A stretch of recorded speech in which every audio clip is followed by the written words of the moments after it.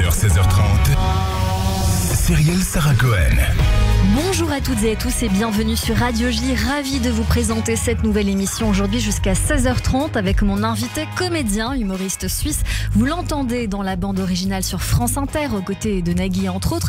Alexandre Kominek vient nous voir aujourd'hui pour son spectacle Bâtard sensible au théâtre du Gymnase jusqu'au 30 décembre qui est affiche complet, mais rassurez-vous, il y a des prolongations à l'Européen du 12 janvier au 30 mars de l'année prochaine. Un échange suivi de mon coup de cœur à 16h05, le groupe Barbara Rivage et l'occasion comme toujours de découvrir nos invités sur Radio J. 15h, 16h30, Cyrielle Sarah Cohen. Radio J. Bonjour Alexandre Kominek. Bonjour Cyrielle. Merci beaucoup d'être mon invité aujourd'hui. Alors bien sûr on va parler de votre actualité, mais on a une règle dans cette émission qui est de vous découvrir pour qui vous êtes au-delà de ce que vous faites. Mais je vais quand même commencer par le début du début du début. Ok. Je suis venue vous voir une date qui n'était pas facile. Nous avions un rendez-vous par... je ne sais pas comment on pourrait dire, par pudeur, pour volonté de rester dans l'actualité qui était brûlante. Nous avons décalé cette émission à aujourd'hui et je suis venue vous voir le 7 octobre. Ouais. Une date pas facile, j'imagine, pour vous, pour moi, mais sachez que pendant 7h15 ou 7h30, 7h30, le temps s'est arrêté. Les sourires et les rires ont fusé et j'ai trouvé que c'était un tour de maître parce que c'était pas forcément évident avec une date pareille pour qui que ce soit de faire rire et sourire, et le pari est réussi, donc je voulais vous le dire. Ah bah merci, ça me fait plaisir parce que c'est vrai que c'était pas évident. Ouais. Je voulais savoir si des gens vous ont écrit, parce que c'est quand même l'objectif, le but de tout à chacun qui est sur scène, de faire rire, de faire penser à autre chose dans des temps qui sont pas forcément faciles, le quotidien, l'envie en tout cas de penser à autre chose. Mais dans cette période-là qui est pas évidente, est-ce que des gens vous ont dit qu'est-ce que ça nous a fait du bien, on a pensé vraiment à autre chose, c'était bien, on était ailleurs avec vous? Ah, complètement. Et c'est d'ailleurs un des plus beaux compliments qu'on puisse me faire. Et c'est les messages qui m'ont le plus touché justement ces derniers temps. En fait, j'avais plein de gens qui avaient déjà réservé à l'avance des billets, que ce soit le 7 ou même après le 7, parce que c'est quelque chose qui nous suit malheureusement au quotidien. Et chaque semaine, j'ai toujours un message qui me dit voilà, il se passe ça pour moi en ce moment. Et à la base, je me suis dit c'est peut-être pas le moment de rire. Et au final, ça m'a fait vraiment beaucoup de bien parce que ça m'a permis d'avoir un break et de mieux rattaquer la vie derrière et d'être même plus présent pour mes proches ensuite, parce que vraiment c'était dur à faire, comme vous l'avez dit, le 7, monter sur scène, c'était compliqué, sachant que moi j'ai de la famille en Israël, donc c'est vrai que, mais bon, c'est une bulle sur laquelle il faut qu'on reste, dans laquelle il faut qu'on se protège, et grâce au rire justement on arrive à combattre ce genre d'horreur. Comment vous êtes positionné en tant que, vous êtes sur scène, mais intérieurement, est-ce que vous êtes mis dans une bulle aussi? Est-ce que votre famille, ce jour-là, vous a écrit, puisque vous êtes en train de nous dire que vous avez de la famille en Israël? Comment vous êtes protégé de tout ça? Alors, comment je me suis protégé de tout ça? Pour vous dire la vérité, le 7 même, j'arrivais pas à y croire. C'est-à-dire que j'étais dans un truc, on m'a appelé le matin, et on m'a annoncé ça. Et en fait, je pensais que c'était comme d'hab. Vous voyez, des roquettes, voilà, parce que c'est comme d'hab. Ouais. Et en fait, au fur et à mesure de la journée, quand on reçoit les vidéos et tout ça, on se dit, mais qu'est-ce qui est en train de se passer? Et donc, jusqu'à ce que je monte sur scène, y a un truc où tu te dis, mais là, ça se trouve, je vais monter sur scène, il y a des gens qui vont rigoler, qui vont aller boire des verres, mais en fait, il y a des massacres qui sont en train de... Mais en même temps, qu'est-ce que tu veux faire? Donc, tu es obligé de te déconnecter de ça et ensuite de reprendre ton travail et de faire rire les gens. C'est normal, je peux pas arriver. Et c'est à moi, c'est ma participation à moi maintenant, je le vois comme ça. Pas dans ce conflit-là, typiquement, mais c'est le travail d'un humoriste. Pour moi, c'est le travail d'un humoriste. C'est quoi? C'est de prendre des gens qui ont des galères dans la vie, enfin, ou pas, mais de les mettre sur une autre planète pendant 1h30 pour qu'ils voient un peu la vie autrement et qu'on se déconnecte de la bulle dans laquelle on est surmédiatisé. Surtout aujourd'hui, c'est ça qui est horrible, avec toutes les vidéos qu'on reçoit, les machins.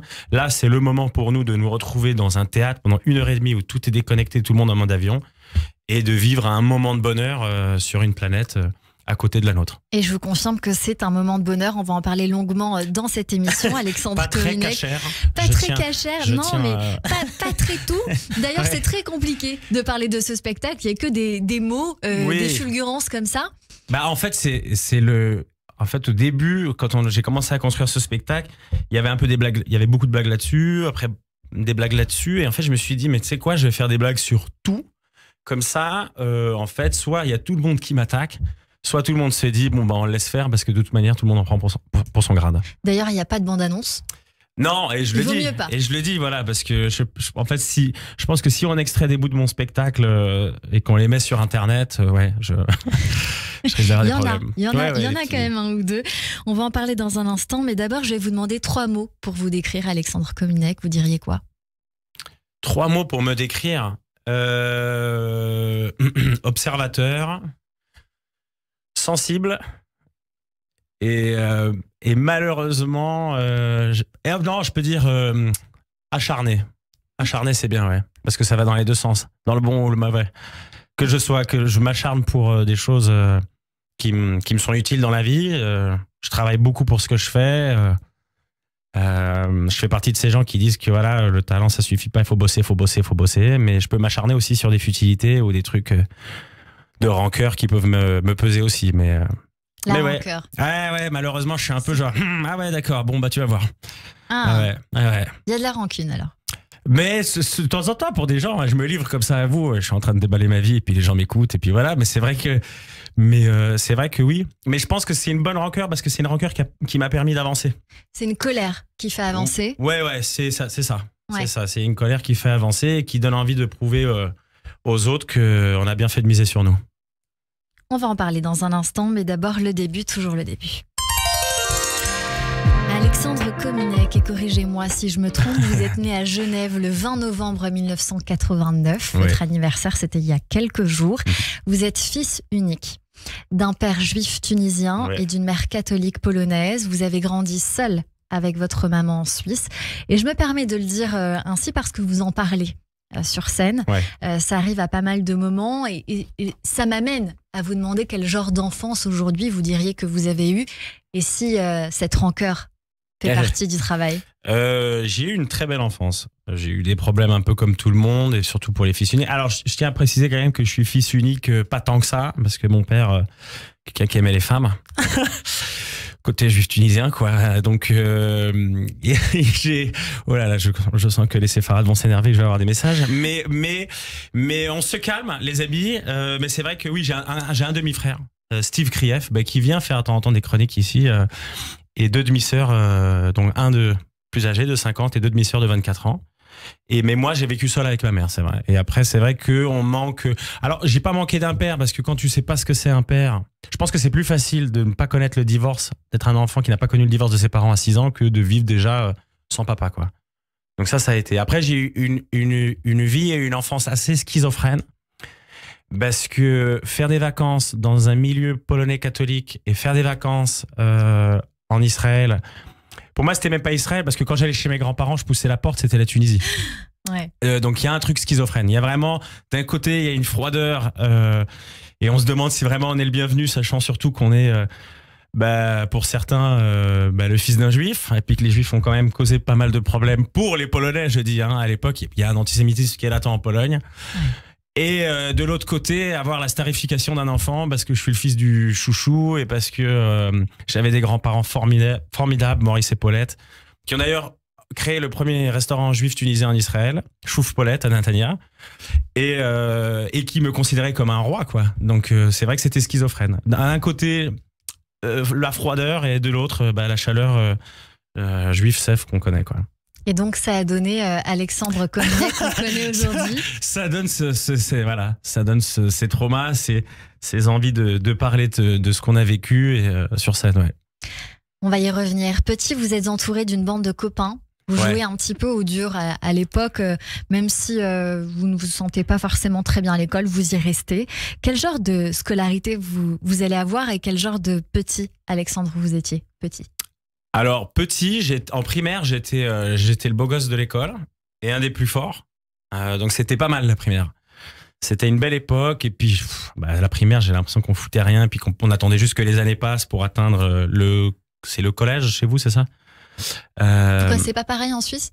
Non, dans les pays développés, on appelle ça le cycle. Et mais bon, maintenant, je ne vous phrase pas, mais c'est vrai qu'en tant que Suisse, arrivé en France, on a un peu l'impression de faire de l'humanitaire. Mais j'ai passé une très belle primaire, et après, il y a un été, j'ai dû prendre, je sais pas, genre 12 kilos, 15 kilos, et je suis arrivé bouboule. Au collège, et alors là c'est l'âge ingrat, parce que là c'est vraiment l'âge dans lequel on commence à devenir méchant, plus méchant je trouve qu'en primaire, où il y a des clans qui se lient, et puis où on a envie de sortir avec des filles, mais les filles ne vous regardent pas, et du coup là voilà, un psy vous dirait que j'ai commencé peut-être l'humour parce que je voulais que les filles me regardent, et c'était pour attirer l'attention sur moi, parce que je voulais pas qu'on me voit comme un petit gros, mais du coup je suis passé juste au stade de petit gros marrant, voilà, ça n'aide pas plus à pécho.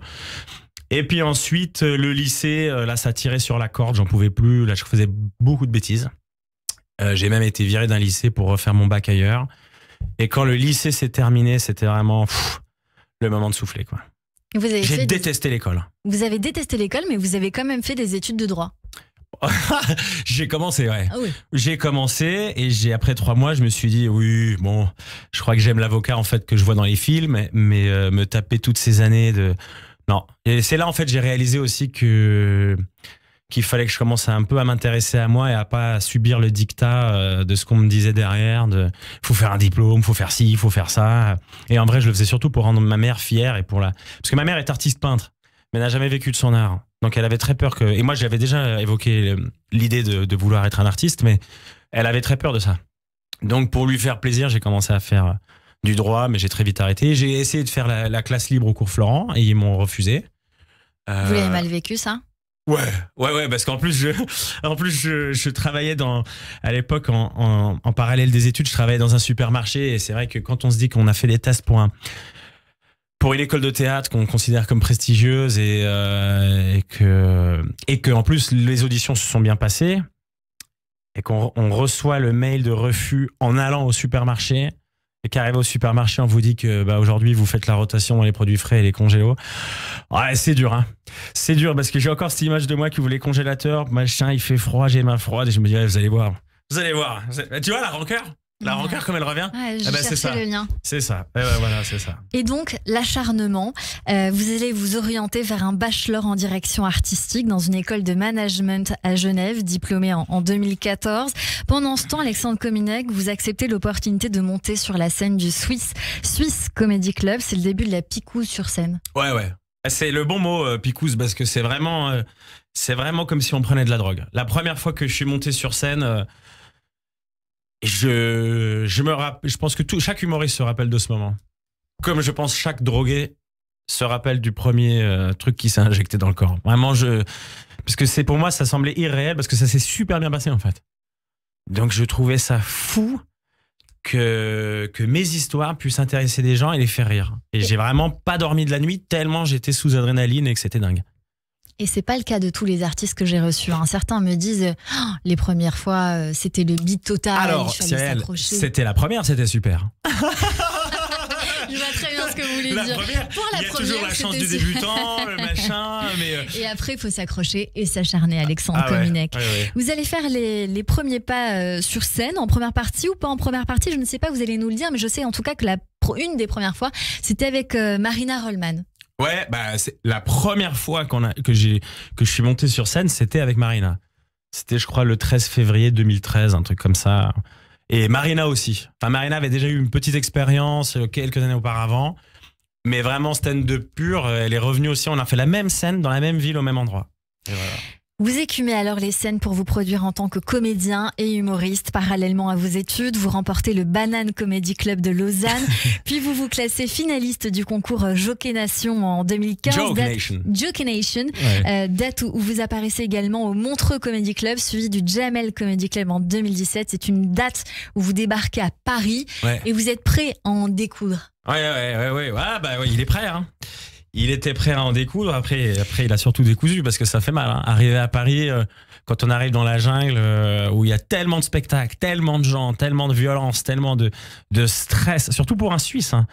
Vraiment, je vous dis, les Suisses, quand on arrive à Paris, mais on a besoin de...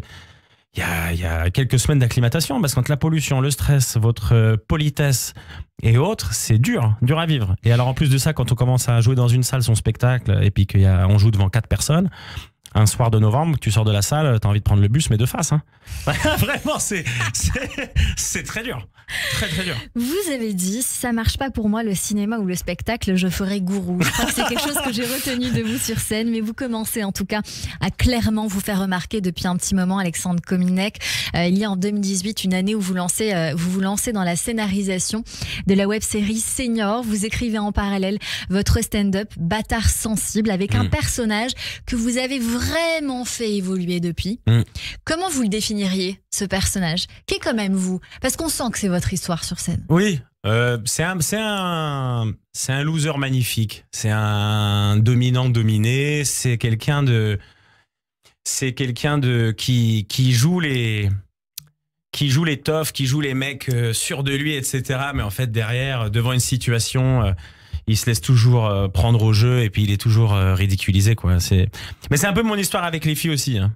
C'est un peu un parallèle que j'ai avec les filles. C'est-à-dire les filles, j'adore les impressionner, les charmer, tout ça. Mais devant, quand je me retrouve en face à face, je suis un peu genre, bon, bah, on fait quoi maintenant? Et voilà. C'est un peu mon côté Nicky Larson, quoi. Sur scène, vous racontez que vous avez eu un date qui a duré 17 dates. Ouais.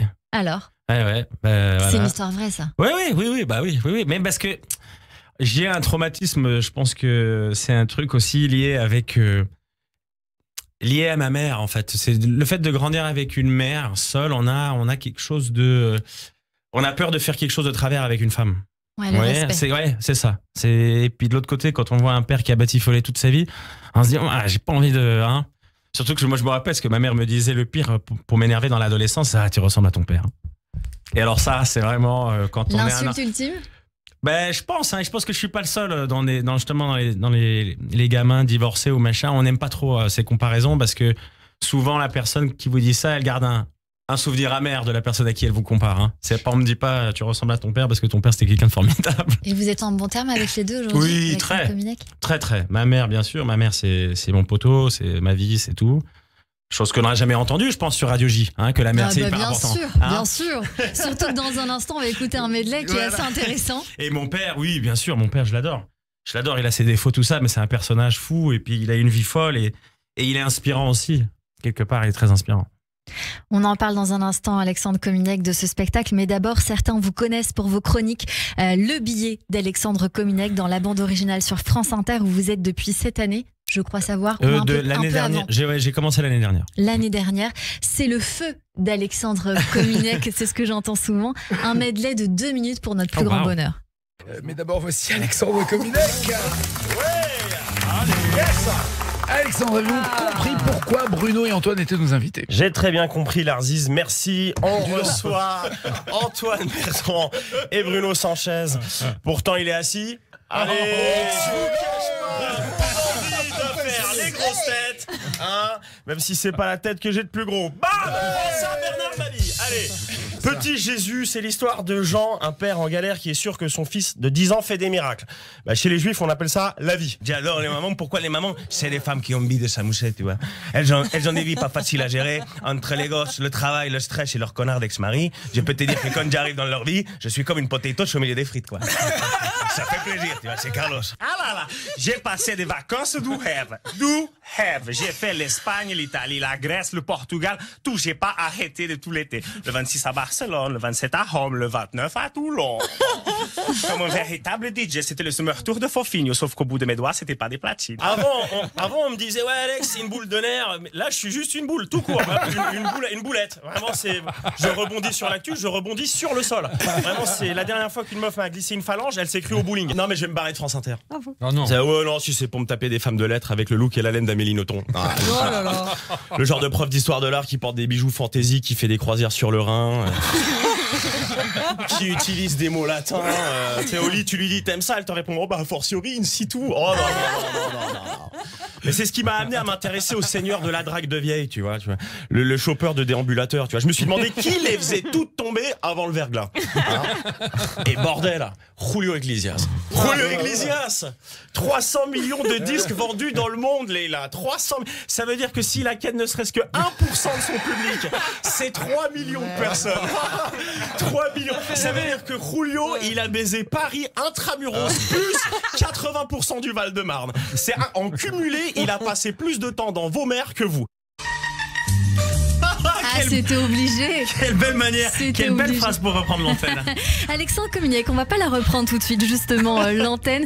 On revient dans un instant parler de votre spectacle Bâtard Sensible. Dans un instant, on poursuit également cette émission avec nos chroniqueurs Christophe Barbier et Kevin Derblum. Tout de suite, c'est le rappel des titres. Mais je rappelle que Radio J et l'hôtel Royal Pullman Cannes Mandelieu vous offrent un week-end de rêve sur la Côte d'Azur. Pour le gagner, c'est très simple. 01 77 62 72 89. 01 77 62 72 89. Vous laissez votre nom, votre numéro de téléphone et le nom du gagnant sera tiré au sort demain sur Radio J. 15h, 16h30. Cyrielle Sarah Cohen. Radio J. Radio J. Vous écoutez Radio J à Paris sur 94.8 en DAB+, et sur notre appli Radio J. Radio J.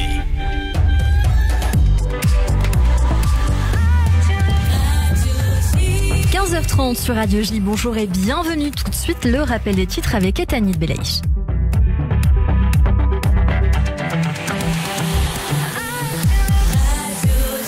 Bonjour Etanit. Bonjour à tous. Le gouvernement israélien a reçu ce matin la liste des 10 otages que le Hamas doit libérer dans les prochaines heures. Selon les médias israéliens, aucune confirmation officielle n'a toutefois été formulée.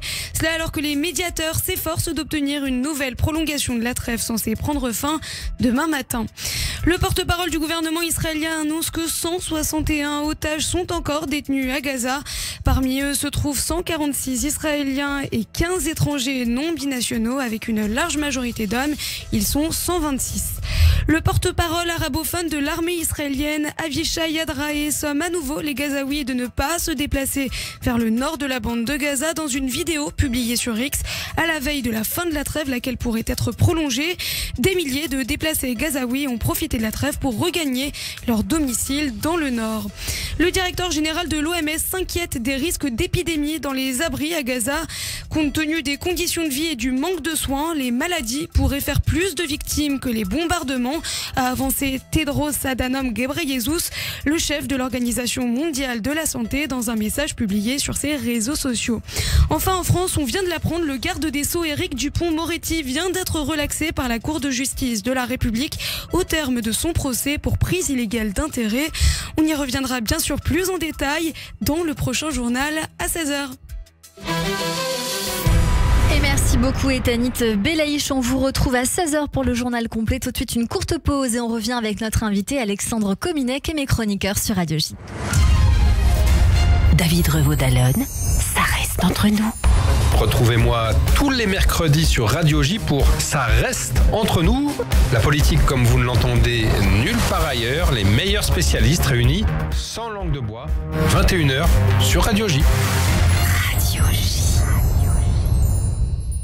Une roupa face à la mer. Mazel Tov. Le Royal Pullman Cannes Mandelieu, un hôtel les pieds dans l'eau avec ses 212 chambres et suites, vous propose des espaces modulables pouvant accueillir jusqu'à 500 personnes. C'est l'adresse idéale pour vos mariages, bar mitzvah, fêtes religieuses ou événements professionnels. Privatisation de la totalité ou d'une partie de l'hôtel avec la possibilité d'un traiteur kécher. L'hôtel Royal Pullman Cannes Mandelieu. 06 21 31 34 64. 06 21 31 34 64. royalsignature.fr. Avec la Tzedaka FSJU, solidaire plus que jamais. Agir face à la précarité, au handicap, aux violences, aux accidents de la vie. Soutenir les familles israéliennes réfugiées en France. Toutes ces actions, nous les menons depuis plus de 31 ans grâce à votre générosité et votre fidélité. Cette année, donateurs, bénévoles et parrains, soyons solidaires plus que jamais. Donnez sur tzedaka.fr. Tzedaka.fr. Pour rester connecté à nos actions et événements, suivez dès maintenant le FSJU sur les réseaux sociaux. Radio J. Radio J. Radio J. 16h30, Cyrielle Sarah Cohen.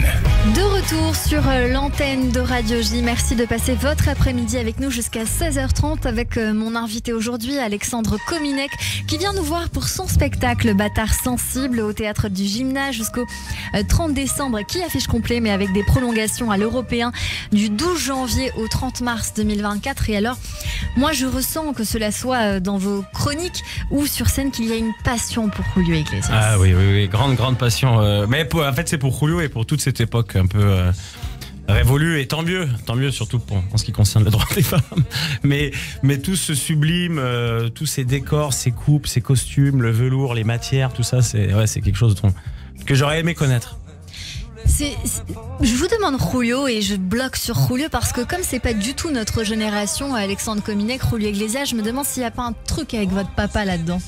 Ce côté un peu flamboyant. Oui, mais complètement. Hein, complètement. Il y a vraiment un truc, complètement. Se montrer, parader, même, enfin tout ce truc un peu à la Aldo, quoi. C'est ça, parce que même moi, c'est des films que j'ai découverts quand j'étais gamin. Mon grand-père me mettait ça, des cassettes de ça quand j'allais le voir à Eilat. Je passais le matin comme ça commençait avec un film d'Aldo, et puis après on allait à la piscine ou à la plage. Donc voilà, ça vient de là, je pense. Oui, clairement. C'est qui la tornade de plaisir, Alexandre Kominek? C'est Julio ou c'est vous? Non, c'est moi. Non, mais en vrai, c'est hyper fou de dire. Non, non, c'est moi. C'est moi, Cyrielle, regardez-moi dans les yeux, évidemment. Non, non, mais quand je dis tornade de plaisir, je pense que je fais surtout. J'essaie c'est le spectacle que j'appelle un peu comme ça, parce que j'ai l'impression qu'il y a un peu ça, ce qui se passe, quoi. Il y a un peu des gens qui rigolent de choses dont ils rigoleraient pas au quotidien, et puis je trouve que c'est cette bulle, justement, ce spectacle, c'est 1h30 ça va dans tous les sens, ça rigole un peu à tout, et puis ouais. Exactement, le pitch du spectacle est compliqué, mais je vais quand même le donner avec des mots, donc sexe, cendrillon, iguane, cuisine au beurre, drogue, white beach et sensibilité. Ouais. Venez rire et avoir honte. C'est vrai que si on vient avec son papa ou sa maman, on a un peu mal. J'ai eu une brochette une fois de fille, mère, grand-mère. Incroyable. Et d'ailleurs, c'est pas impossible qu'ils écoutent Radio J parce que font partie de la communauté, et c'était incroyable parce qu'il y a vraiment des sketchs qui font rire la fille, des sketchs qui font rire la mère, et la grand-mère ne rigole pas quand d'un coup j'arrive sur un sketch où il s'agit d'un doigt, et alors là la grand-mère est morte de rire. Oh, mon Dieu, mon Dieu. Et c'est génial parce que du coup en fait l'image du grand-père change automatiquement. Donc ça casse des tabous vrai. Et des barrières, c'est ça qui est génial. Non, c'est vrai, c'est bien, ça balaye toutes les générations, c'est ce qu'on vient de comprendre avec vous, Alexandre Kominek. Sur scène, on découvre que vous faites de la scène pas pour l'amour des planches, mais parce que vous êtes un dalleux. Ouais. C'est assez marrant. C'est sans doute pour ça qu'Instagram vous propose des grillades et des culs, comme vous dites. Voilà, ça en dit long sur la personne, c'est ce que vous dites sur scène. Vous êtes le genre de mec qui dit t'es où à une fan sur Insta et qui dit tu dors à son ex après la soirée. Ben on est tellement à faire ça. On est de combien? Le Tudor, en fait, je l'ai sorti une fois. Je l'ai sorti une fois parce que c'est une copine à moi qui m'a dit ça. Qui m'a dit, regarde une fois de plus comme une conne. Je lui ai écrit à 5h du matin. J'ai dit, Tudor, ouais, toi aussi tu fais ça? Bah oui. Mais on est beaucoup. En fait, je suis un peu un porte-parole de tous ces dalleux et tous ces machins, parce qu'il y en a tous un peu comme ça au fond. On a tous une petite part de dégueulasse et de sale au fond de nous, sauf que moi, j'en ai fait un business. Voilà, c'est tout. Plus sérieusement, les réseaux sociaux, puisqu'on en parle, ça vous rend fou. Ah, vraiment? Ça, c'est vraiment la partie très sérieuse de votre spectacle. Ouais. Et je trouvais que c'était important d'en parler. Ouais, parce qu'en fait, c'est pas que ça rend, je trouve vraiment ça rend fou les gens, parce que là, on le voit maintenant avec tout ce qui se passe, c'est qu'en fait, on ne contrôle même plus ce qu'on regarde, on partage à tout va. Suffit qu'il y ait une image avec un mec qui dit ça pour qu'on y croie. Enfin, ça devient ridicule. Et puis le temps qu'on passe là-dessus Enfin, moi maintenant, ça me choque de voir combien de gens regardent un film sans regarder le film, quoi. C'est-à-dire qu'on fait ça. Mais enfin, même moi, ça m'est déjà arrivé combien de fois de regarder un film puis de devoir revenir parce que ça fait en fait une demi-heure que je suis sur mon téléphone à mater des culs ou des tutos pour réparer un lavabo avec des nouilles, quoi. Non, mais c'est vrai, ça devient... Et moi, vraiment, c'est le truc qui m'attriste aujourd'hui. C'est qu'on ne prend plus le temps de s'ennuyer Et l'ennui, en plus, surtout l'ennui, même l'ennui, c'est ce qu'il y a de plus important. Si moi, je m'étais pas ennuyé dans ma vie, j'aurais jamais développé de créativité. Et je pense que vraiment, les générations qui arrivent, s'il n'y a pas une mesure radicale qui se fait, et ça, c'est vraiment mon côté de droite, hein. Mais s'il n'y a vraiment pas une mesure radicale qui se prend au sérieux sur les enfants, les réseaux sociaux et tout ça, mais on va avoir des générations de débiles mentaux.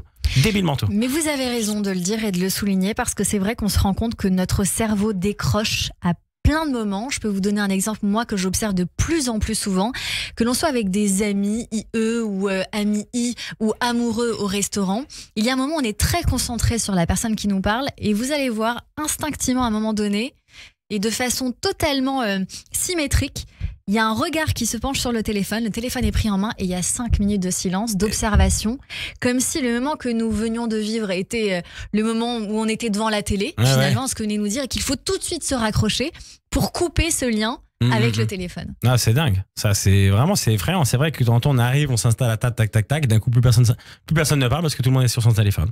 Et alors moi, il y a un truc qui me fascine, c'est il y a des gens sur les réseaux, ils postent des photos d'eux, par exemple au restaurant, mais sur la photo, ils sont sur le téléphone. Je sais pas si tu as déjà vu ça, mais c'est vraiment des photos, tu vois, ils mettent l'endroit, le machin, mais ils sont sur le téléphone. Et ça, je trouve ça dingue, parce que ça veut dire que tu es en train de dire à la personne en face de toi, prends une photo de moi sur mon téléphone, parce que tous les deux on est au resto, mais moi je me fais chier avec toi, donc je suis sur mon téléphone. Exactement. Enfin, ouais, c'est ce truc de. Et je suis en train de casser le décor. Non, vous cassez pas le décor. Non, mais le téléphone, c'est vraiment, ça me rend fou. Et là, je suis content parce que je vois mon rapport hebdomadaire est en train de baisser. De diminuer. Ouais, je suis content. Vous êtes fiers de vous. Ouais, non, mais c'est vrai, c'est intelligent de faire ça. Par contre, j'ai 2 téléphones. Non. Alexandre Kominek, sur scène, on vous découvre très fêtard. Vous n'aimez pas la sobriété pour plein de raisons. On va pas les détailler parce que là, je suis défoncé. Il faut vraiment le découvrir. Je sais pas si vous mentez, si vous dites la vérité, mais en tout cas, vous dites que l'alcool fait des ravages. Je pense à Billy Liguane. Vous dites qu'il y a des maladies de blanc, le burn-out. Sur scène, vous parlez de votre voyage en Colombie. On va pas le détailler, mais c'est à mourir de rire. On se demande si c'est vrai, mais en tout cas, ne serait-ce que pour votre accent de Pablo Escobar, il faut venir. Oui, c'est vrai. Ouais, alors c'est pas l'accent, c'est la voix.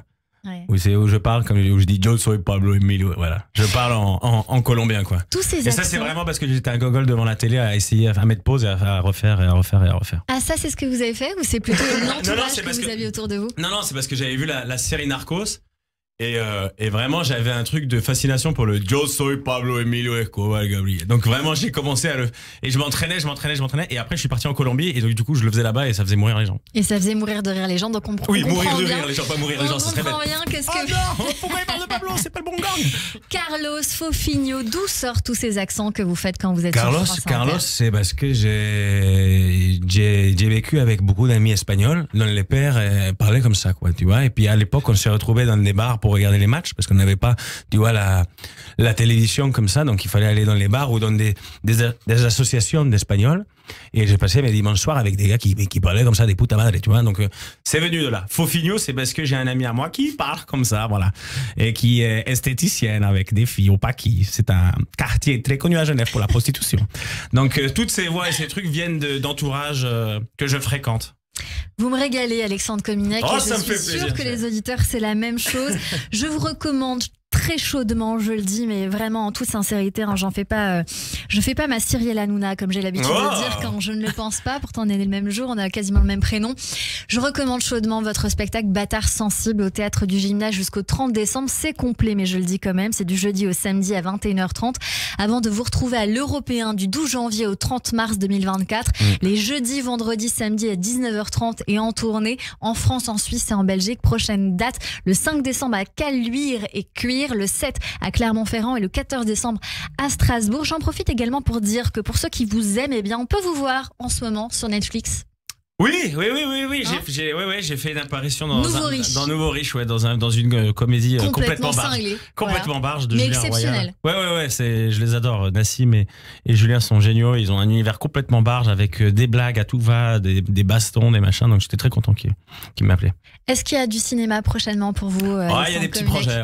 Il y a des petits projets, mais là, voilà, je vais dire cette phrase que j'ai toujours rêvé de dire. Je peux pas trop en parler. C'est vraiment une phrase que je déteste. Mais il y a des phrases de cinéma qui sont géniales. Ça, c'est génial. Et alors, une phrase que je vous conseille, si quelqu'un vous dit que vous avez grossi, vous dites c'est pour un rôle. Ça marche très bien. Chaque hiver, t'as grossi, c'est pour un rôle. Alexandre Kominec, dans cette partie d'émission, on découvre toute la culture que vous aimez ou qui pourrait vous plaire. Et tout de suite, Christophe Barbier nous emmène au théâtre. Et mes acclamations, mon enthousiasme, viva notre bienfaiteur. Olé, olé, olé. Et en direct avec nous par téléphone, Christophe Barbier. Bonjour Christophe. Bonjour Cyrielle, il y a une joyeuse ambiance sur votre plateau. Je vous le confirme. J'entends cela. Et puisque le théâtre du gymnase est complet, tiens, moi je vous invite à venir à Vincennes, vendredi à 20h30 au théâtre Sorano. Je vais jouer du Victor Hugo. Alors ça a beau sonner comme un nom colombien, c'est pas un colombien, c'est bien Victor Hugo français. Pour chose vue et chantée. Et si votre invité est disponible, il peut venir aussi, mais je crains qu'il soit occupé par ses spectateurs au théâtre du gymnase. En attendant, je vais vous emmener dans un voyage dans le temps, un temps très éloigné, Cyrielle, puisque l'action de la pièce dont je vais vous parler se passe en 1967, c'est-à-dire l'année de ma naissance. Autant vous dire que c'est paléolithique. Et j'en apporte d'ailleurs la preuve, la pièce se déroule en Union soviétique. C'est vous dire si c'est un temps que les moins de 20 ans n'ont pas connu. Nous sommes dans une clinique, en fait une sorte de sanatorium pour personnes âgées, un EHPAD comme on dirait aujourd'hui. Il y a une patiente, Lydia, qui est particulièrement indisciplinée. Elle fait le mur, elle fait du bruit, elle trouble le calme des malades et des médecins. Alors le chef de l'établissement, le médecin Rognon, qui est un peu grognon, est obligé de la remettre à sa place. Mais la malade, qui est en pleine forme, en fait, ne s'en laisse pas compter. Elle veut profiter de chaque moment de la vie. Le bateau pour Lipaya, c'est le titre de la pièce. C'est un classique du théâtre russe. On doit ce texte à Alexei Arbuzov. C'est le dramaturge qui a réussi à arracher le théâtre soviétique aux pesanteurs du réalisme social et à pénétrer l'intime, l'humain. Pour vous résumer, Arbuzov, c'est le Tennessee Williams de Moscou. Sa gloire d'ailleurs fut immense. Son plus grand succès, tenez-vous bien, c'est une histoire d'Irkoutsk, une pièce qui a été jouée 9000 fois dans la même saison. La saison 1960-1961 dans d'innombrables salles à travers le pays. Ça, même votre invité n'est pas capable de le faire. 9000 représentations en un an. Le bateau pour Lipaya, c'est la confrontation de deux visions de la vie.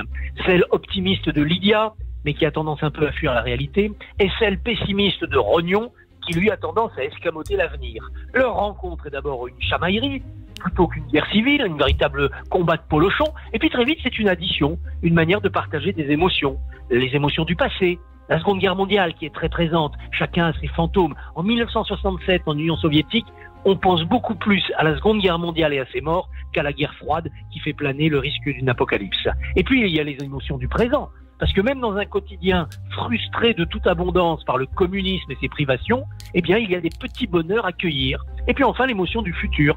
Qu'est-ce qu'on peut partager dans l'horizon brumeux de l'Union soviétique des années 60 ? Eh ben, on peut prendre le bateau pour Lipaya.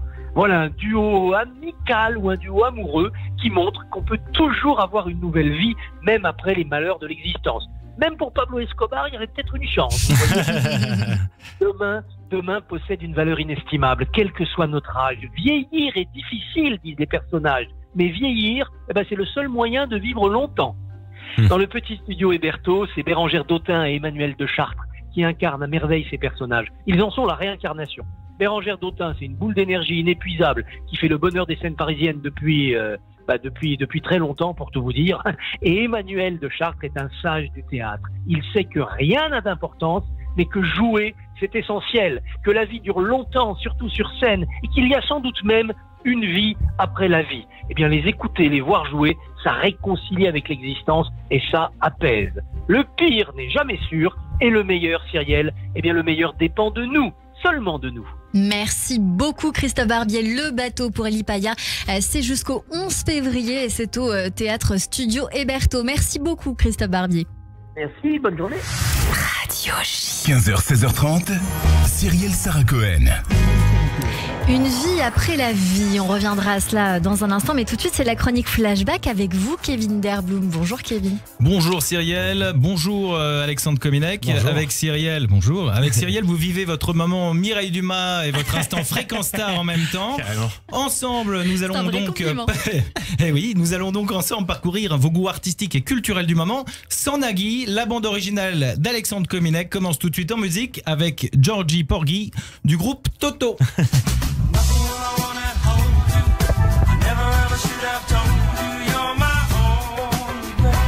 Alors petite mention pour Georgie Porgy.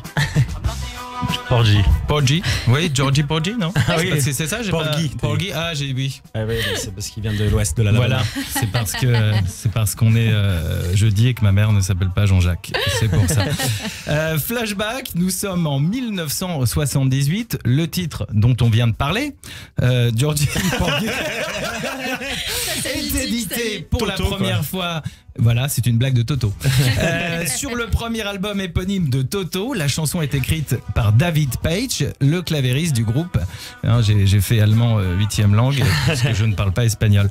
En 1979, la chanson Georgie Porgy sort en single et devient rapidement un énorme succès. Le groupe de rock américain interprète toujours d'ailleurs cette chanson lors de ses tournées. Ce titre incontournable de Toto est principalement porté par la voix du guitariste Steve Lukather. Et figurez-vous que la chanson est une adaptation d'une comptine en anglais du 19e siècle qui s'appelle aussi Georgie Porgy. Et d'ailleurs, on retrouve la phrase Kiss the girl and make them cry.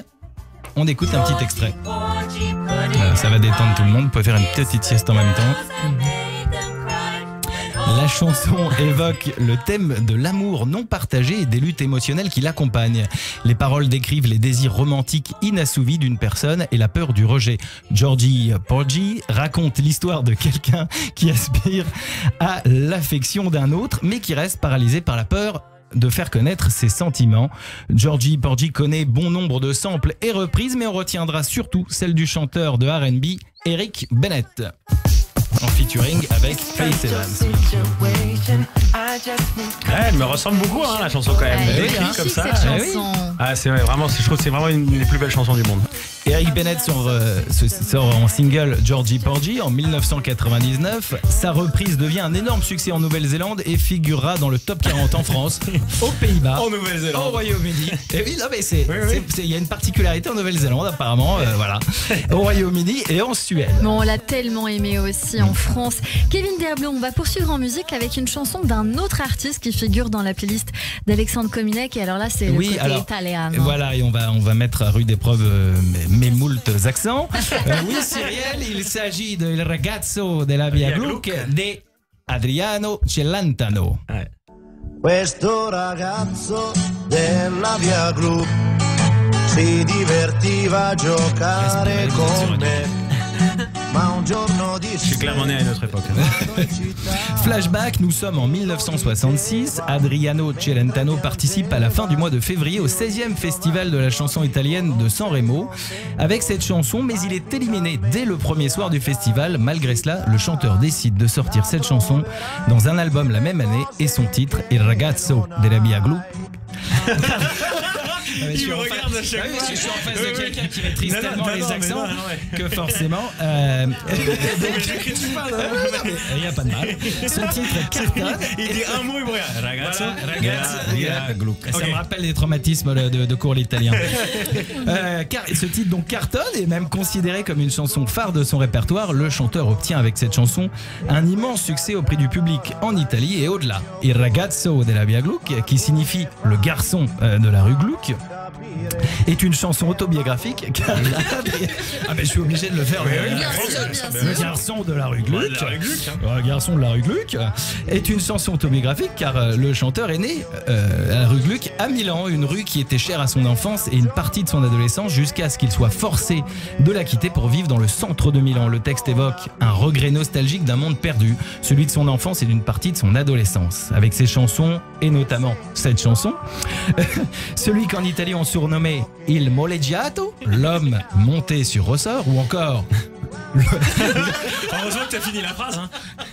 Ou encore l'urlatore, l'homme qui hurle, devient un artiste majeur de la chanson italienne en vendant plus de 200 millions de disques dans le monde, affirmant le statut grandissant d'Il Mito, donc pas le mytho, le mythe. Et oui, encore un autre surnom.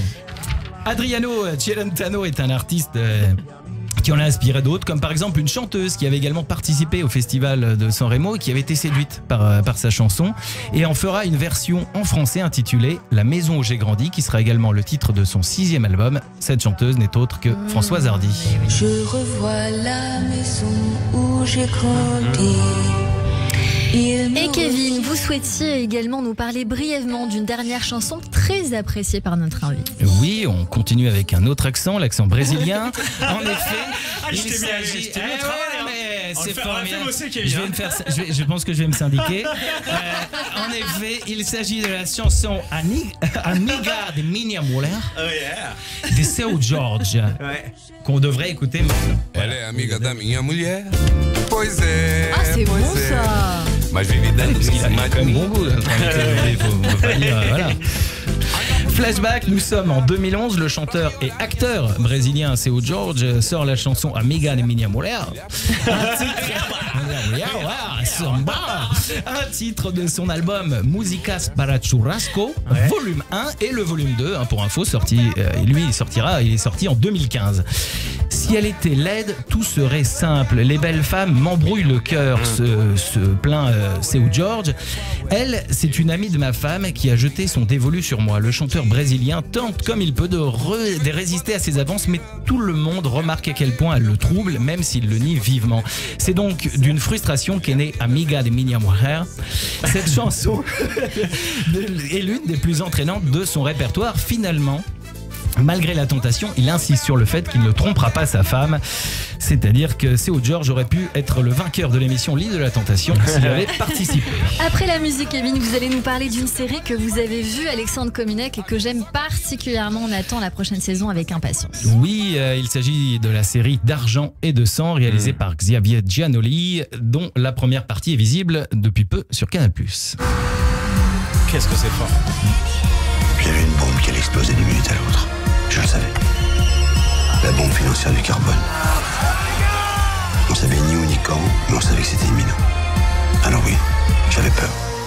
Vous n'allez pas me croire, Kevin Derblum, et vous n'allez pas me croire, Alexandre Kominek. Hier, j'étais au restaurant, je vois quelqu'un arriver sur son scooter en même temps que le mien. Qui vois-je ? Marco Mouli. Non, oui, j'aurais dit pareil. Vincent Lindon. Incroyable. Là, vous avez choquée. tiqué alors. Je l'ai regardé, je lui ai dit, j'avais hâte de vous rencontrer. Je suis restée bloquée. Il m'a regardé, je l'ai regardé, ça s'est arrêté là. Oui. Voilà, mais j'espère qu'on aura le grand bonheur de le recevoir dans cette émission. Il est très professionnel. Les gens qui ont tourné avec lui m'ont dit qu'il apprenait même le texte des partenaires avec qui il jouait par respect. Mais j'en suis pas du tout très étonnée. pro. Et il est merveilleux dans cette série.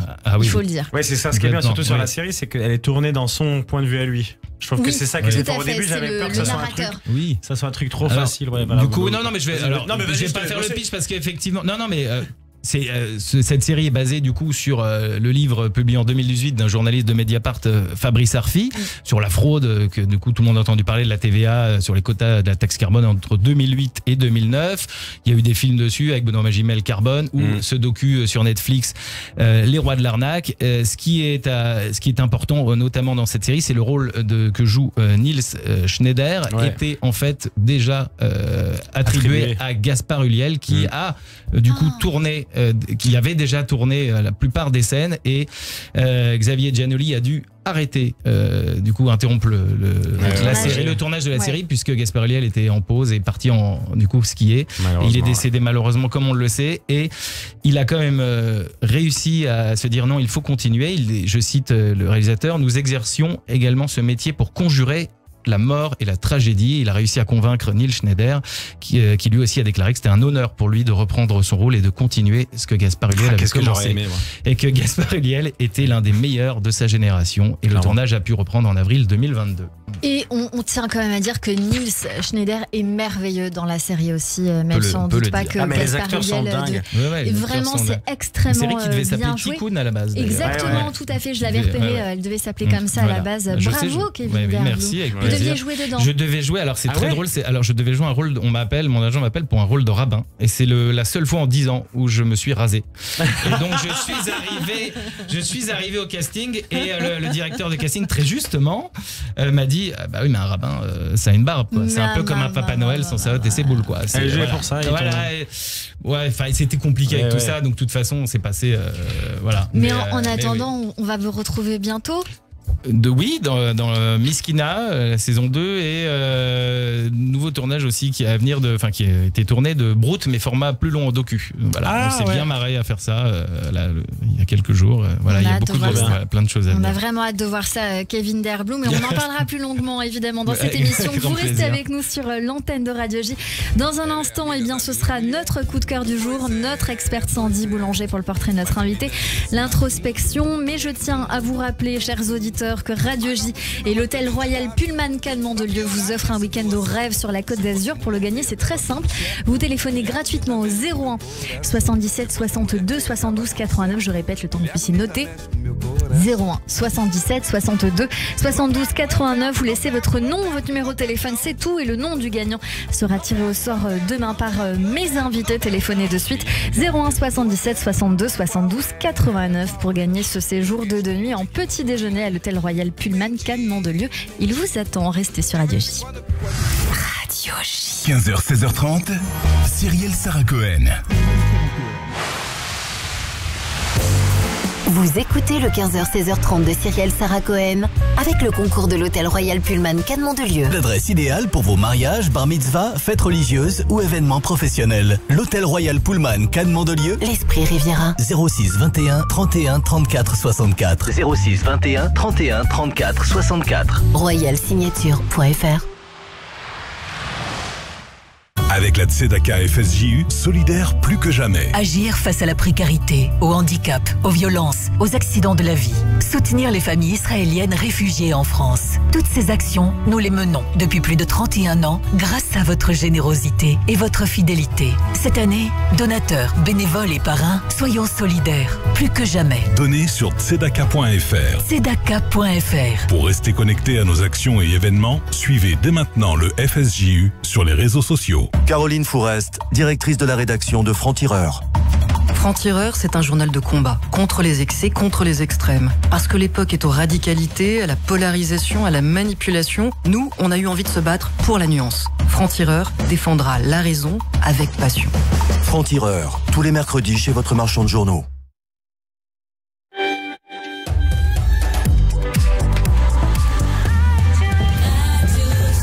Il est 16h sur Radio J. Bonjour et bienvenue tout de suite, le journal de l'information avec Etani Belaïch.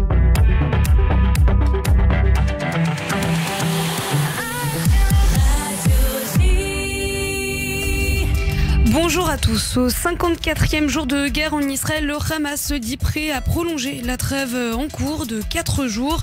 Une potentielle prolongation alors que l'accord d'échange entre les otages israéliens et les prisonniers palestiniens est censé prendre fin demain matin. Les deux camps souhaiteraient parvenir à un nouvel accord, mais les conditions n'ont pas été convenues, rapporte le Washington Post. Selon le journal, il existerait déjà des accords sur 5 groupes d'Israéliens qui seraient potentiellement libérés lors des prochaines phases si la trêve venait à être prolongée, dont des hommes adultes au-delà de l'âge de réserve, des soldats en service régulier et des réservistes. Le Premier ministre Binyamin Netanyahou a toutefois déclaré qu'Israël reprendrait bien les combats à Gaza après le retour des otages. Malgré le 6e et dernier jour de trêve en cours, des tirs ont été entendus dans le nord de la bande de Gaza. 2 Palestiniens auraient été blessés par des tirs de Tsahal à Beit Hanoun dans le nord de la bande de Gaza. L'un d'eux serait dans un état grave, ont indiqué des sources palestiniennes. Une information qui n'a toutefois pas été confirmée par l'armée israélienne. L'armée israélienne justement qui a sommé à nouveau les Gazaouis de ne pas se déplacer vers le nord de la bande. Dans une vidéo publiée sur X, le nord de l'enclave est considéré comme une zone de guerre, a précisé le porte-parole arabophone de l'armée israélienne, Avishai Adraé. Du côté de la Judée-Samarie, Tsahal a confirmé que des affrontements avaient eu lieu dans la nuit avec des Palestiniens armés à Jenin, où les soldats menaient une opération antiterroriste. 2 commandants terroristes de haut rang, dont Mohamed Zoubeidi, chef des brigades de Jenin, ont été éliminés. Dans ce contexte, 10 otages doivent encore être libérés en fin de journée. Si le gouvernement israélien a reçu la liste des personnes retenues captives qui doivent être libérées dans les prochaines heures, aucun nom n'a encore été dévoilé. Pascal Zenschein. Il y a évidemment la question de l'identité des otages que le Hamas doit libérer. Les familles ont été prévenues par les autorités israéliennes, mais évidemment leurs noms n'ont pas été diffusés. toute la question, évidemment, est de savoir s'il s'agira cette fois-ci des enfants. 9 enfants sont toujours aux mains du Hamas. Donc il est possible, évidemment, tout le monde l'espère, que les enfants soient libérés ce soir. Malheureusement, ce que l'on sait avec certitude, puisque cela a été confirmé par la famille, c'est que la famille Bibas et les 2 petits-enfants, Ariel 4 ans et Kfir 10 mois, ne font pas partie de la liste des otages qui seront libérés ce soir. Notre correspondante en Israël, Pascal Sunshine, est noté que le Hamas a annoncé la libération de 2 femmes supplémentaires en raison de leur double nationalité israélo-russe, indépendamment de l'accord. Des libérations supplémentaires en guise de remerciement envers le président Vladimir Poutine, selon les termes de l'organisation terroriste. En France, la Cour de justice de la République a relaxé Éric Dupond-Moretti au terme de son procès pour prise illégale d'intérêt. À défaut de caractérisation de l'élément intentionnel de prise illégale d'intérêt, monsieur Éric Dupond-Moretti doit être relaxé, a conclu le président de la Cour de justice de la République. Il était reproché au garde des Sceaux dans 2 affaires distinctes d'avoir usé de sa fonction de ministre pour régler ses comptes avec 4 magistrats qu'il avait publiquement critiqués alors qu'il était avocat. L'accusation avait requis 1 an de prison avec sursis à son encontre. L'avocat des syndicats de la magistrature s'est néanmoins félicité de la décision rendue par la Cour de justice, estimant qu'Éric Dupond-Moretti et ses conflits d'intérêts avaient été judiciairement établis. On l'écoute. Aujourd'hui, ce conflit d'intérêts qui était nié est reconnu. Cela signifie qu'à l'avenir, le comportement d'Éric Dupond-Moretti consistant à ne pas reconnaître ces conflits d'intérêts ne pourra pas se reproduire. Ni pour lui-même, ni pour d'autres ministres, ni pour d'autres dépositaires de l'autorité publique. C'est une avancée majeure dont on ne peut que se féliciter. C'était Christophe Clerc, l'avocat des syndicats de la magistrature, à la sortie du procès du ministre de la Justice, Éric Dupond-Moretti. Enfin, le ministère des Affaires étrangères promet de faire des efforts pour imposer des sanctions aux hauts responsables du Hamas, et ce, aux côtés de ses alliés de l'Union européenne. Et merci beaucoup Etanit Belaïch, on vous retrouve demain à partir de 14h en attendant une très courte pause et c'est la suite de notre émission avec mon invité Alexandre Kominek et mon coup de cœur sur Radio J. Radio J. Bonjour, c'est Lise Gutmann. Le 10-11, Lise Gutmann. Ravie de vous retrouver tous les matins au programme Judaïsme, divertissement, communauté. Radio J. Caroline Fourest, directrice de la rédaction de Franc-Tireur. Franc-Tireur, c'est un journal de combat, contre les excès, contre les extrêmes. Parce que l'époque est aux radicalités, à la polarisation, à la manipulation, nous, on a eu envie de se battre pour la nuance. Franc-Tireur défendra la raison avec passion.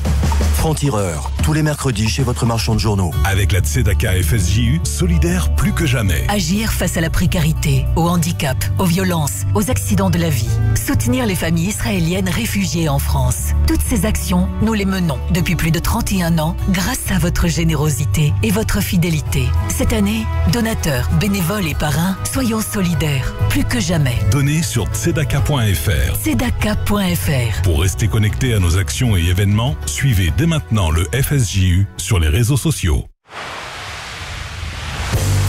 Vous écoutez le 15h-16h30 de Cyrielle Sarah Cohen avec le concours de l'Hôtel Royal Pullman Cannes-Mandelieu. L'adresse idéale pour vos mariages, bar mitzvah, fêtes religieuses ou événements professionnels. L'Hôtel Royal Pullman Cannes-Mandelieu. L'Esprit Riviera. 06 21 31 34 64. 06 21 31 34 64. Royalsignature.fr.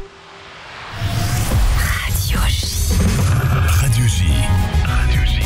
Radio J. 15h, 16h30. Cyrielle Sarah Cohen. De retour sur l'antenne de Radio J. Merci beaucoup d'être avec nous depuis le début de cette émission. Merci pour votre fidélité. Si vous venez de nous rejoindre, merci d'être en notre compagnie avec mon invité aujourd'hui, Alexandre Kominek, pour son spectacle Bâtard sensible. Alexandre, depuis le début de cette émission, on a une séquence que j'aime beaucoup et que j'attends moi avec impatience qui s'appelle l'introspection, et je vais démarrer avec une citation d'Oscar Wilde qui a dit: parfois, nous pouvons passer des années sans vivre du tout et tout à coup, notre vie entière est concentrée dans un seul instant. On va essayer de faire ça ensemble maintenant avec 10 questions pour nous aider à mieux vous connaître sur la douce musique de Jérémy Ababou. Oh wow. Alexandre Kominek, si vous aviez la possibilité de reprendre votre vie depuis le début, vous changeriez quoi? Pardon, la bande son derrière, ça me tue. Qu'est-ce que je changerais? Rien. Franchement, je vois pas ce que j'ai... Je pense que les moments compliqués, si je les avais pas vécus, seraient pas devenus des forces aujourd'hui. Donc, non, je changerais rien. Quel conseil vous J'aurais parlé donneriez? comme ça maintenant. Ça me va. Ça vous va? Quel conseil vous donneriez à un enfant, voire au petit Alexandre, pour réussir sa vie? Écoute-toi. Écoute-toi et n'essaye pas de vouloir ressembler aux autres parce que ce qu'on te dit dans la vie, c'est qu'il faut faire comme tout le monde. Quel a été le plus bel âge de votre vie et pourquoi? Le plus beau voyage? Plus bel âge. Ah, le plus bel âge. C'est aujourd'hui. Est-ce qu'il y a eu une grande erreur dans votre parcours de vie? Et si oui, potentiellement, comment vous l'avez peut-être résolue ou pas résolue? La bande-son derrière, c'est... une grande erreur, si j'ai eu une grande erreur. J'en ai fait beaucoup. J'en ai fait plein des erreurs. J'en ai fait plein. Je pense que l'erreur qui m'a marqué le plus, c'est vraiment quand j'étais... c'est des conneries que j'ai fait quand j'étais ado et que j'ai pu décevoir ma mère. C'est le truc qui m'a le plus marqué. C'est de voir ma mère déçue par le nombre de mensonges qui m'ont rattrapé et que j'ai dû admettre devant elle. Qu'est-ce que vous aimeriez faire, mais que vous ne faites pas? Et peut-être par peur d'être jugé. Jeter du fric partout dans la rue. Je sais pas. Vous avez trop regardé Carbone? Ouais, c'est ça. Je sais pas. Qu'est-ce que j'aimerais faire que j'ai fait? En même temps, ça ferait plaisir aux gens, mais tout le monde me jugerait. Mais ouais, non, je sais pas. Quelle est la chose que vous avez faite cette année et dont vous vous souviendrez toute votre vie, Alexandre Kominek? Qu'est-ce que j'ai fait cette année que je me souviendrai toute ma vie?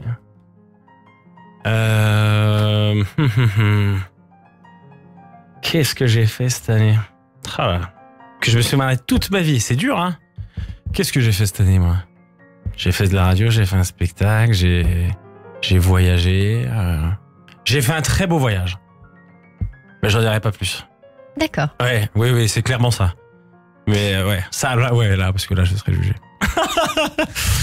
Faut venir voir votre spectacle. Hein. Ouais, j'irai pas dans les détails. Faut vraiment venir voir votre spectacle, ça va assouvir beaucoup de questionnements. Voilà, c'est clairement un voyage où la bande-son, là, ça va pas du tout avec. Ok, je vois très très bien de quel voyage vous parlez.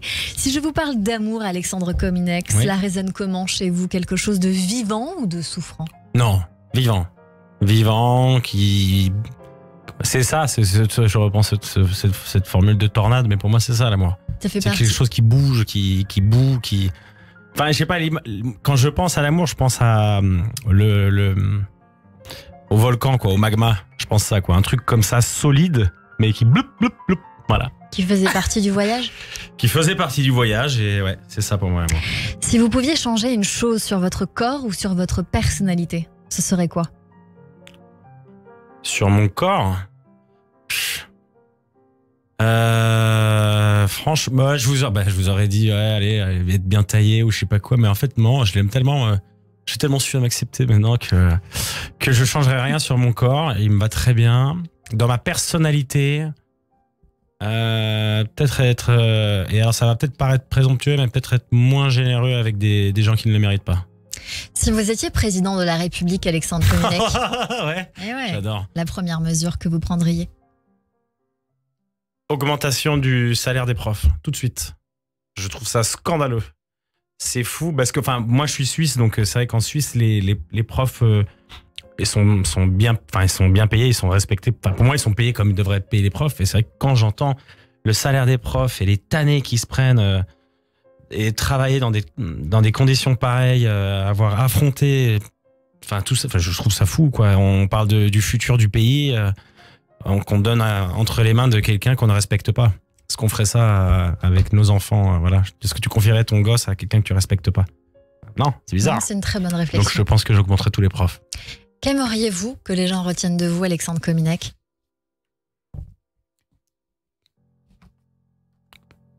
Que j'étais vraiment con, quoi.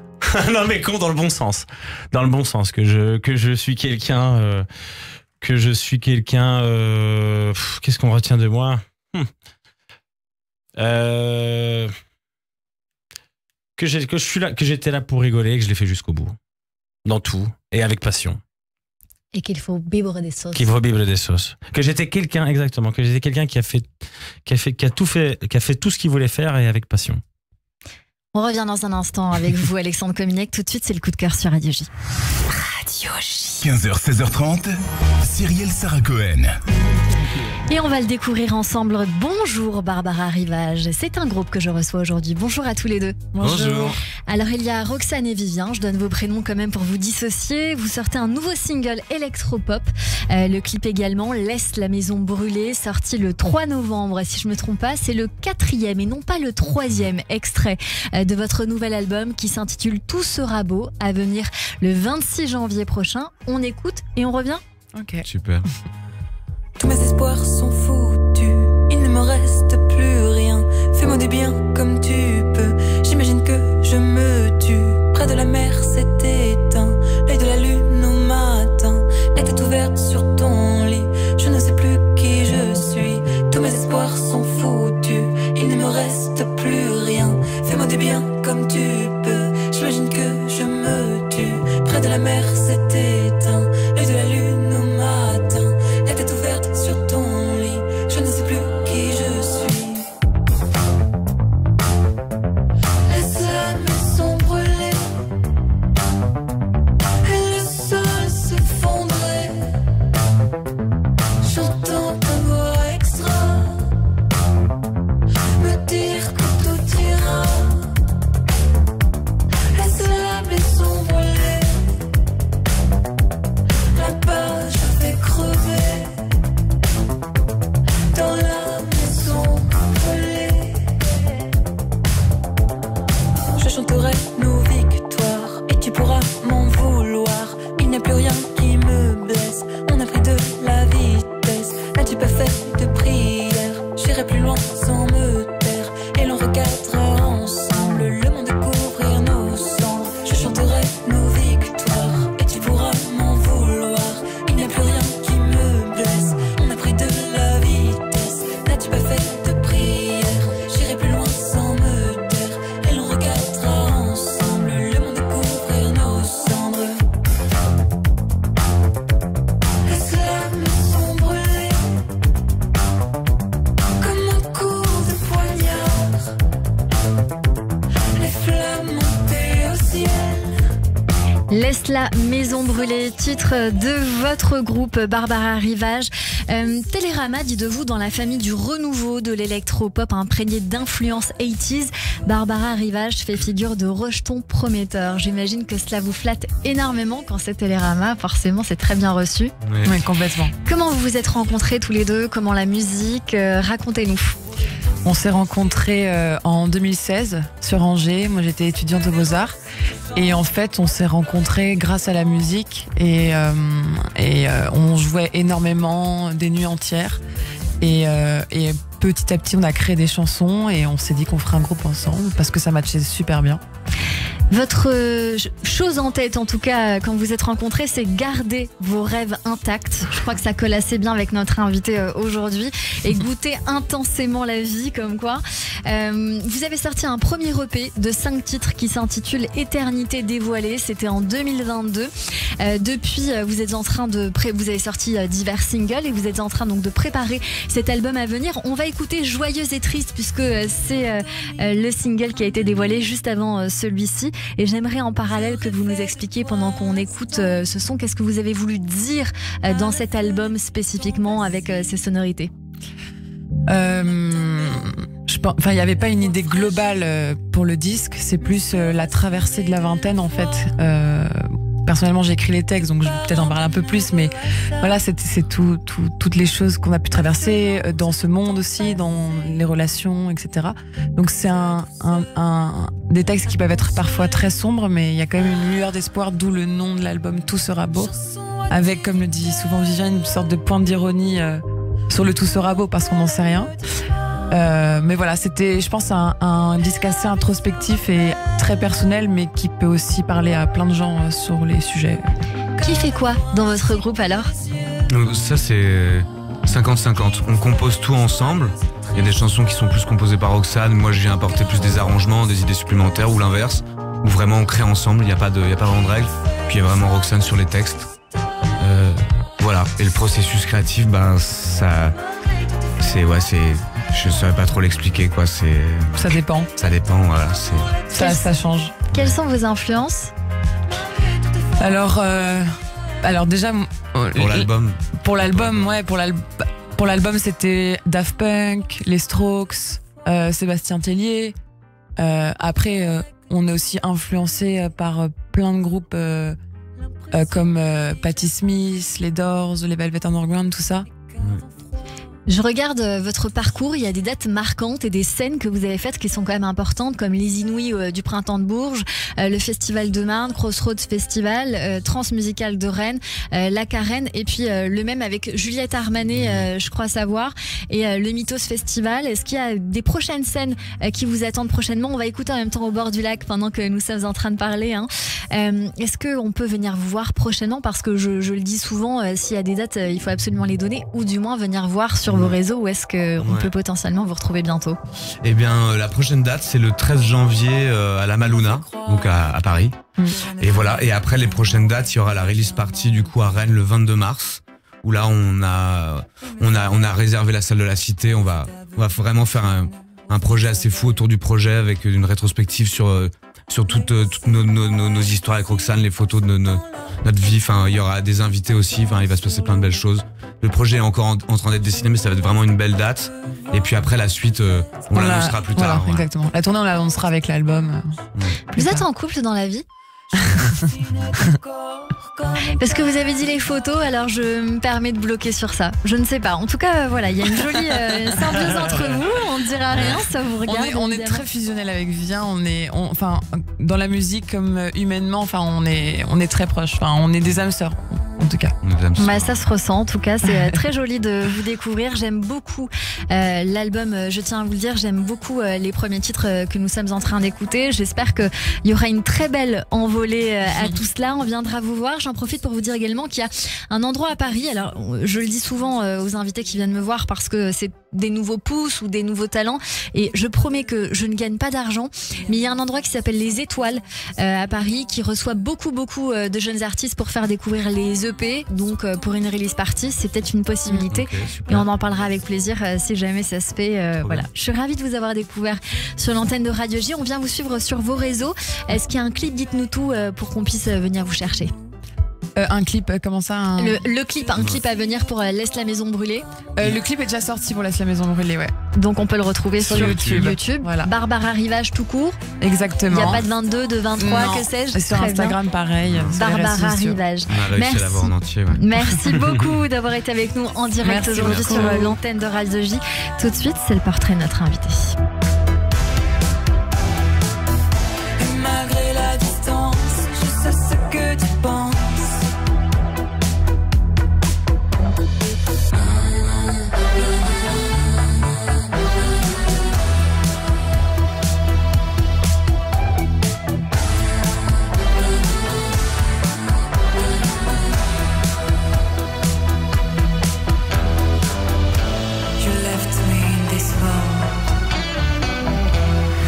Radio J. 15h, 16h30, Cyrielle Sarah Cohen. Radio J. Radio J. Le portrait psychologique. Et Alexandre, comme toujours, à la fin de cette émission, on va débriefer les minutes qu'on a passées ensemble avec Sandy Boulanger aujourd'hui. Bonjour Sandy. Bonjour Cyrielle. Bonjour vous avez pris Alexandre. des notes tout le long ? J'ai pris des notes tout le long. Ouais, Au début, vraiment, j'ai vu votre truc, j'ai dit, elle va faire une chronique, elle a 2 lignes. J'ai dit, qu'est-ce qu'elle va faire ? Elle le fait de tête. Et là, je vois, il y a 2 pages. Je sais pas comment je vais prendre. Prenez-le plutôt bien, mais vous nous direz à la fin. Je suis très touché. Moi aussi, je suis très touchée de cette émission que vous nous avez partagée. On va commencer par le début, les 3 mots que vous nous aviez dit pour vous décrire: observateur, sensible et acharné. On vous a bien vu dans ces 3 mots-là tout au long de cette émission, vous allez voir. Alors, le début, l'enfance propre à Cyrielle. Vous nous avez partagé que vous avez vécu entre chaleur et froideur, que c'était un peu votre glaise finalement, c'est ça qui vous a façonné. Que l'humour c'était pour pécho les filles, mais que c'était pas vraiment votre excuse parce que finalement ça avait pas bien marché. Peut-être qu'en fait cette histoire d'humour, c'est surtout aussi pour transcender la vie comme l'observateur sensible que vous êtes, doit capter quand même, je pense, une foule d'informations et de sensations. Effectivement, il vaut mieux avoir de l'humour pour pouvoir supporter tout ça. Alors bien sûr, il y a des choses extraordinaires dans toute cette humanité comme ça qui pétille, qui sont magiques, mais il y en a d'autres qui sont pas royales. Donc c'est vrai que l'humour, ça permet d'être un bel alchimiste aussi. Vous allez voir, nous avez-vous dit parfois, vous allez voir un peu dans cet acharnement, mais de cette rancœur. Ouais, on vous a bien vu, ouais. Entre confidence, émotion et rire pour rattraper quand même un peu, hein, parce qu'il faut pas trop pousser quand on se dévoile. Hein. Ouais. Eh bien, vous êtes prêts à en découdre hein, dans vos débuts, c'est ce que vous nous aviez dit. Et puis finalement, vous avez remarqué que vous avez quand même beaucoup décousu. Ouais, la vie hein, aussi. Ouais. La vraie, la nature, la crue, la brute. En fait, c'est surtout une possibilité de désengage de l'ego, hein, total, pour le remettre bien à sa place. C'est aussi une belle expérience, mais c'est ce que vous avez fait, c'est très bien. Alors vous nous dites que vous êtes quelqu'un de charmeur, mais en fait, quand vous nous dites tout ça, vous nous dites surtout que vous êtes un extraverti pudique, finalement. C'est très vrai. Ouais, Extraverti pudique. C'est mignon, hein. Ouais, c'est un très bon terme. Bah écoutez, ça vous va bien, je trouvais. Et puis de nouveau, vous êtes pris entre chaleur et froideur, entre bien faire et peur de mal faire. Alors vous êtes drôle aussi, encore, mais touchant quand même. Vous parlez souvent des femmes, d'amour, de galère que le lien à l'autre soulève. Alors l'amour, c'est peut-être aussi pour aller plus loin dans vos réflexions existentielles. J'imagine, acharné à être bien, mais quand même dans un bien-être, vous avez, vous et les autres, dans cette intimité avec ses proches, c'est-à-dire là où on ne joue plus de rôle, un peu de difficulté et il y a besoin de mettre un peu de joie, d'humour et d'autodérision pour pouvoir un peu ouvrir l'armure, le cœur et... C'est pas facile de dire oui au plaisir, Alexandre. Hein. Non, sincèrement, parce que ça veut dire donner et recevoir. Et ça, c'est chaud. Hein. C'est pour ça peut-être qu'encore le spectacle, le show, ça vous permet d'aller farfouiller le sale en soi, hein, ce que vous disiez en vous. Ouais. Et puis c'est surtout cette partie d'ombre hein, de Carl Jung, d'aller explorer tout ça pour finalement mieux briller. Montrer ses plus belles facettes une fois qu'on les a bien nettoyées. Et c'est être authentique surtout. Et je me suis dit que c'était quelque chose d'assez important pour vous. Ah oui, complètement. On sent cette énergie bouillonnante chez vous. Hein. Voilà. Il est nécessaire, peut-être même vital pour vos proches, que vous la canalisiez avec acharnement. D'ailleurs, nous sommes vraiment heureux et conscients que vous nous avez fait une fleur aujourd'hui de rester assis pendant 1h30. On vous a vu parfois un peu gigoter, enfin surtout moi, parce que c'est mon job, pardon. Et puis, pour terminer, je voulais vous dire, comme le chante Gaël Faye, nous avons bien fait de camper sur vos lèvres pendant toute cette émission, Alexandre, parce que nous avons pu assister à votre éveil, enfin non, c'était pour la rime, à votre partage sincère, authentique. Et puis comme le chante Juliette Armanet, justement, Alexandre, c'est joli, ouais, c'est vrai, vous l'êtes. Et puis vous êtes vraiment mieux qu'un disque inédit. Merci. Vous nous faites rire, ça c'est vrai, peut-être pour nous réveiller, nous aussi. Mais je me disais surtout pour nous fédérer et puis pour nous permettre de nous aimer passionnément parce que au-delà de ce rire et cette dérision, c'est ce que vous représentez et c'est ce que vous incarnez beaucoup. Cet amour pudique, extraverti, mais ce lien et cette quête d'être en lien authentique. Alors merci. Merci à vous. Je suis très touché. Je m'attendais pas. J'attendais votre rire. Merci à vous. C'est très touchant ce que vous avez fait. Voilà, pas de blague. Merci beaucoup, Sandy Boulanger. Vous avez réussi à mettre notre invité en mute. Mais en plus, je ne comprends pas parce que depuis le début, vous bougez dans la salle et comme un agent du Mossad, on ne sait pas, elle note 2-3 trucs, machin. Je l'entends parler dans un micro imaginaire. Je me dis, qu'est-ce qu'elle fait? Et voilà, la réponse est toute faite. Très touché. Merci mille fois, Sandy Boulanger, pour ce très beau portrait de notre invité, Sandy Boulanger, notre thérapeute, tous les mercredis sur l'antenne de Radio J. Radio J. 15h, 16h30, Cyrielle Sarah Cohen. Alexandre. Merci beaucoup Alexandre Kominek d'avoir été notre invité aujourd'hui en direct sur Radio J. Je rappelle votre spectacle Bâtard sensible au Théâtre du Gymnase jusqu'au 30 décembre, jeudi au samedi à 21h30. Et même si c'est complet, on vous retrouve à l'Européen surtout du 12 janvier au 30 mars, du jeudi au samedi à 19h30 et en tournée en France, en Suisse et en Belgique.